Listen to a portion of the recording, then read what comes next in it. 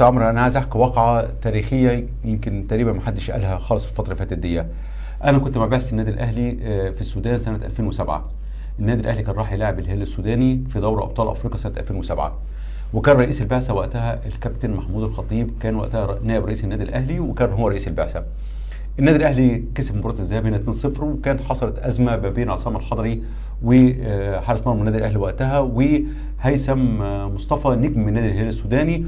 احتكاك حصل بينهم وبين بعض وهم خارجين من بين الشوطين، والاشقاء في السودان اعتبروها ازمه كبيره جدا، فتوعدوا بالرد في مباراه العوده. المهم اللي حصل ان الاهلي سافر، كانت الاجواء كانت صعبه جدا جدا جدا في ملعب جوهره الزرقاء في الخرطوم.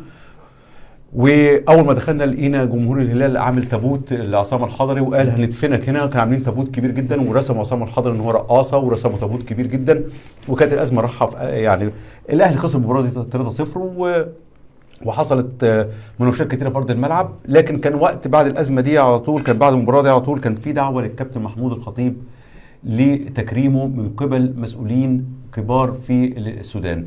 كلام مظبوط. الكابتن محمود الخطيب ساعتها كان بين نارين، يعني دلوقتي النادي الاهلي يتعرض لاهانات حاده جدا جدا في الملعب المباراه، والاهلي تعرض لهزيمه ثقيله. اي نعم الهزيمه ما اثرتش على النادي الاهلي لانه كمل كان كسب يعني كان دوري مجموعات وكان كسب 2-0 هنا وهناك 3-0 عادي يعني. لكن الكابتن محمود الخطيب وقتها رجح العقل عنده وقال ان احنا علاقتنا بالسودان اكبر بكتير طبعا جدا من ازمه مباراه الكره.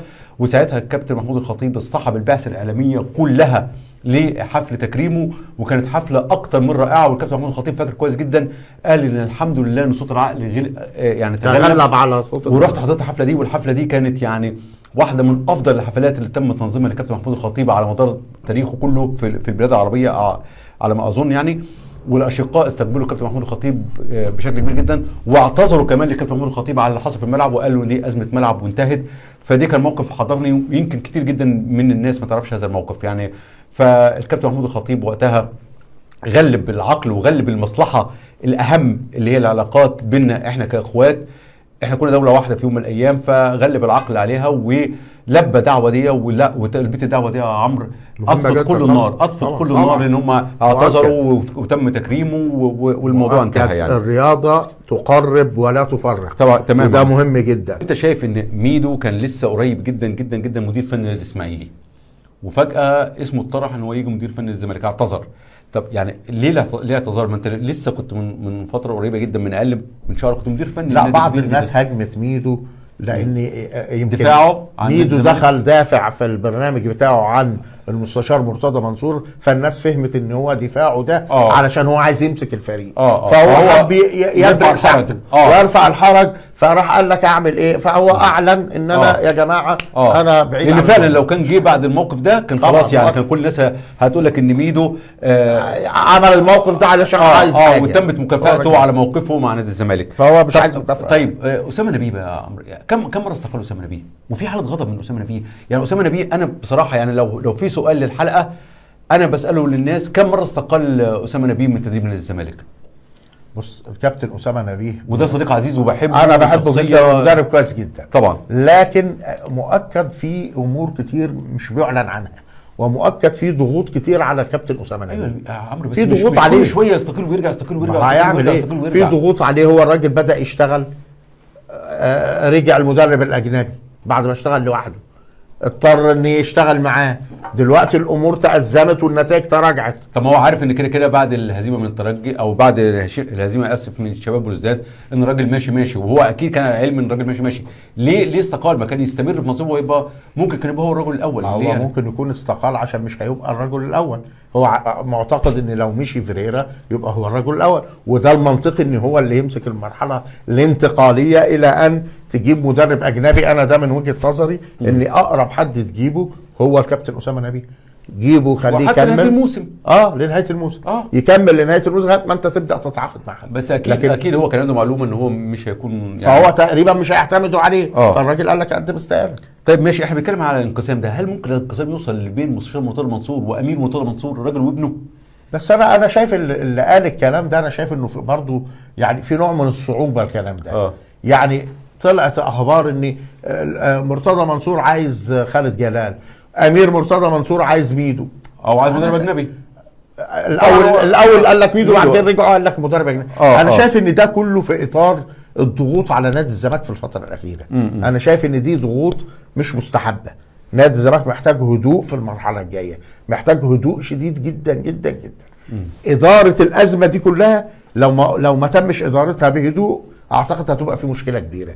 عشان كده العمليه عايزه استقرار وهدوء، وابناء الزمالك كلهم يعني يسكتوا شويه ويهدوا علشان المرحله تمشي بهدوء وبسلاسه والزمالك يعدي من المرحله.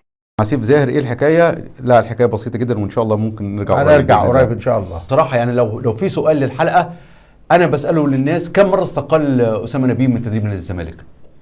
بص الكابتن اسامه نبيه وده صديق عزيز وبحبه، انا بحبه جدا ومدرب كويس جدا طبعا، لكن مؤكد في امور كتير مش بيعلن عنها، ومؤكد في ضغوط كتير على الكابتن اسامه نبيه. ايوه يا عمرو، بس في مش ضغوط عليه، كل شويه يستقيل ويرجع، يستقيل ويرجع، هيعمل ايه؟ في ضغوط عليه. هو الراجل بدا يشتغل، رجع المدرب الاجنبي بعد ما اشتغل لوحده، اضطر ان يشتغل معاه. دلوقتي الامور تأزمت والنتائج تراجعت. طب ما هو عارف ان كده كده بعد الهزيمه من الترجي او بعد الهزيمه اسف من شباب بلوزداد ان الراجل ماشي، وهو اكيد كان على علم ان الراجل ماشي. ليه استقال؟ ما كان يستمر في منصبه ويبقى ممكن كان يبقى هو الرجل الاول. هو يعني ممكن يكون استقال عشان مش هيبقى الرجل الاول. هو معتقد ان لو مشي فيريرا يبقى هو الرجل الاول، وده المنطقي ان هو اللي يمسك المرحله الانتقاليه الى ان تجيب مدرب اجنبي. انا ده من وجهه نظري ان اقرب حد تجيبه هو الكابتن اسامه نبيه. جيبه خليه يكمل لنهايه الموسم. لنهايه الموسم. يكمل لنهايه الموسم لغايه ما انت تبدا تتعاقد معاه. بس اكيد هو كان عنده معلومه ان هو مش هيكون يعني، فهو تقريبا مش هيعتمدوا عليه. فالراجل قال لك قدم استقاله. طيب ماشي، احنا بنتكلم على الانقسام ده، هل ممكن الانقسام يوصل بين مستشار مرتضى منصور وامير مرتضى منصور الراجل وابنه؟ بس انا شايف اللي قال الكلام ده، انا شايف انه برضه يعني في نوع من الصعوبه الكلام ده. يعني طلعت اخبار ان مرتضى منصور عايز خالد جلال، امير مرتضى منصور عايز ميدو او عايز مدرب اجنبي. الاول قال لك ميدو، بعد كده رجعوا قال لك مدرب اجنبي. انا شايف ان ده كله في اطار الضغوط على نادي الزمالك في الفتره الاخيره. انا شايف ان دي ضغوط مش مستحبه. نادي الزمالك محتاج هدوء في المرحله الجايه، محتاج هدوء شديد جدا جدا جدا. اداره الازمه دي كلها لو ما تمش ادارتها بهدوء اعتقد هتبقى في مشكله كبيره. عشان كده العمليه عايزه استقرار وهدوء، وابناء الزمالك كلهم يعني يسكتوا شويه ويهدوا علشان المرحله تمشي بهدوء وبسلاسه والزمالك يعدي من المرحله. عسيف زاهر ايه الحكايه؟ لا الحكايه بسيطه جدا وان شاء الله ممكن نرجع قريب ان شاء الله. علي يوسف، توقعات ايه بقى عشان الخط قطع؟ توقعات استاذ عمرو ماتش الهلال ايه يا عمرو؟ الاهلي والهلال. ماتش صعب جدا، بس لا اتوقع فوز الاهلي في الماتش ده. اتوقع فوز الاهلي وصعوده، يعني تاهل للاهلي. توقعاتي طيب. تاهل للاهلي. استنى شباب، باقي الرسائل راحت فين؟ مش عارف راحوا فين باقي الرسائل. طيب يا عمرو قبل ما توصل باقي الرسائل عشان اختفت من عندي، لان التوقعاتي تاهل الاهلي. ما انت يا عمرو قبل كده قلت الاهلي بره والزمالك هيتاهل. لا ما قلتش هيتاهل. لا انت قلت الزمالك فرص الزمالك اكبر. لا انت الكابتن خالد غندور سالك سؤال مباشر، توقعاتك مين هيتأهل على المجموعه الاولى؟ مجموعه الزمالك. انت قلت قلت الترجي والزمالك الثاني. تمام. وقلت المجموعه بتاعت الزمالك كان الموضوع في رجليه. لو كسبت اصعد. طيب لا ماشي. الاهلي ما كانش في ايده اساسا. يعني الاهلي كان بايد الاخرين. تمام. لكن ربنا وفق وان الامور اتعكست واصبحت التاهل دلوقتي بين رجلين لعيبه الاهلي. اكسب بس انا توقعاتك خابت الاثنين، الزمالك خرج والاهلي كمل، وان شاء الله هيكمل، يعني ان شاء الله باذن الله ياخد المركز الثاني ويكمل باذن الله.